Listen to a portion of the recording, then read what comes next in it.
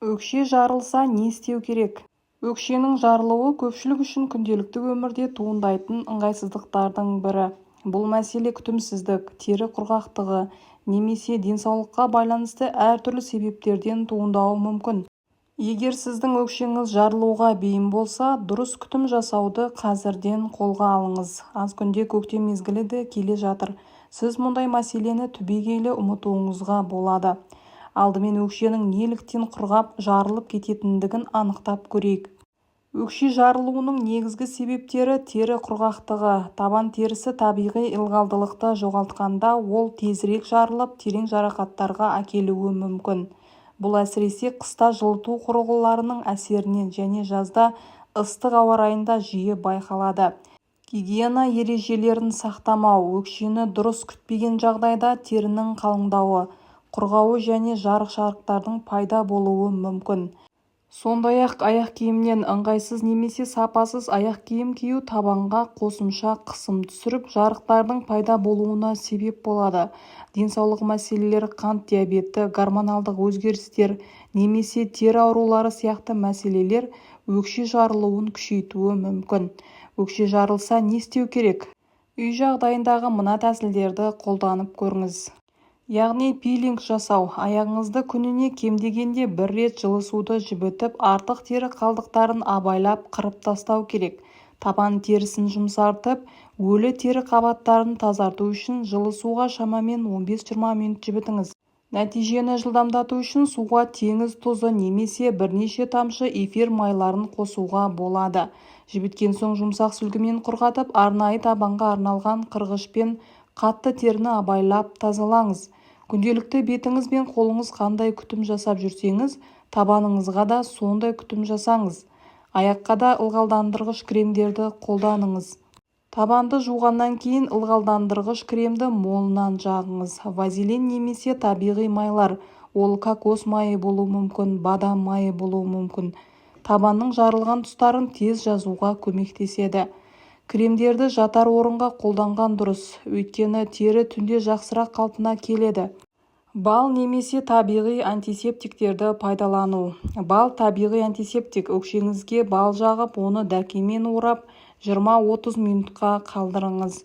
Сонымен қатар кокос майы, алоэ вера сияқты табиғи құралдар терінің тез сауығуына ықпал етеді.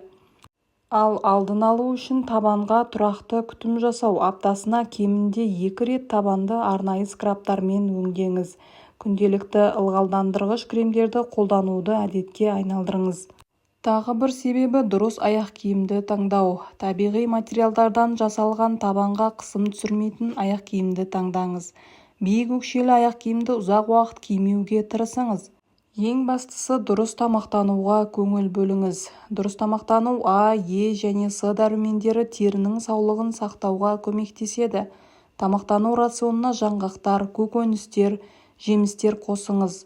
Су ішуді ұмытпаңыз. Ағзадағы ылғалдың жеткіліксіздігі тері құрғақтығының негізгі себеп болуы мүмкін. Сондай-ақ мына жағдайларды ескеріңіз. Егер сізде қант диабеті немесе гормоналдық теңгерімсіздік сияқты денсаулық мәселелері болса, тұрақты түрде дәрігерге қаралып, қажетті ем шараларды қабылдаңыз. Әйелдің ұқыптылығын, тиянақтылығын аяғының күтімінен байқауға болады. Әйелдің аяғы көрер көзге әдемі болуы керек. Өйткені аяғының тартымдылығынан қаншалықты дәрежеде өзін күтіп баптауын байқауға болады. Негізінде аяққа күтім жасау ұзақ уақыт алмайды, әрі қиындық та туғызбайды. Бастысы дұрыс әрі үзбей күтім жасау керек. Аяқтағы ең проблемалы аймақ ол табан, өйткені ол жерде тері бездері орналасқан. Сондықтан да табан тез терлейді, әрі кірлейді. Сондай-ақ саусақ арасында күніне бірнеше рет жуып тұруды әдетке айналдырыңыз. Аяқта кездесетін таз аурулары күн ұзақ жабық аяқ киімді шешпегеннен, шұлықты ауыстырмағаннан және тазалық сақтамағаннан орын алады. Үйге қай уақытта келсеңіз де бірінші кезекте аяғыңызды сабынды жылы сумен жуып, салқын сумен шаясыз. Сосын жақсылап құрғатып, сүртіп, бальзам немесе аяққа арналған крем жағуға болады. Егер осы талаптарды бұлжытпай орындасаңыз, аяғыңыздағы жағымсыз иістен де таз ауруынан да бір жолата құтылатын боласыз. Егер табаныңыз қатқылданып, жарылып кетсе, онда оған мұқият күтім қажет болады. Жатар алдында міндетті түрде аяғыңызды, табаныңызды тазалап жуып, арнайы майлы крем жағыңыз. Сондай-ақ майсана майы да жақсы көмектеседі. Оны табаныңызға сіңіріп жағыңыз да аяғыңызға мақта матадан тігілген шұлық киіңіз.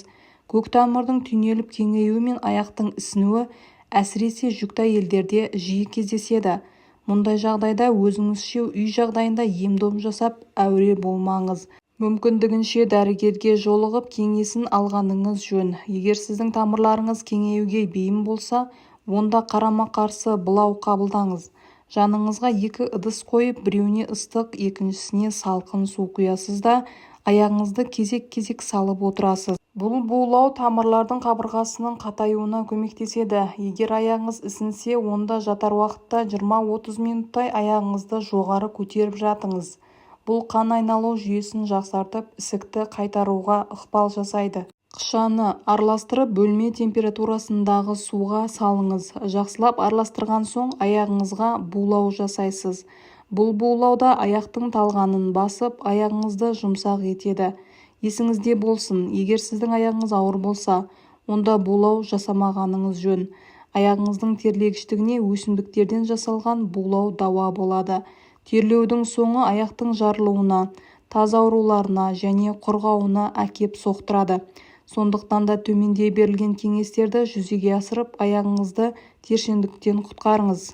Яғни 1 литр суды қайнатып, 200 грамм қайың қабығын салып, тағы да 20 минут қайнатасыз. Дайын болған қайнатпаны сүзіп алып, ыдыстағы суға қосыңыз. Сөйтіп аяғыңызды 10 минут салып отырасыз. Осы айтылған әдістердің қайсы бірін қолданып көріңіз. Бұл туралы сіздің пікіріңізді комментарийде күтетін боламын. Видео сізге пайдалы болса, жақындарыңызбен бөлісіп, каналға тіркелуді ұмытпаңыз.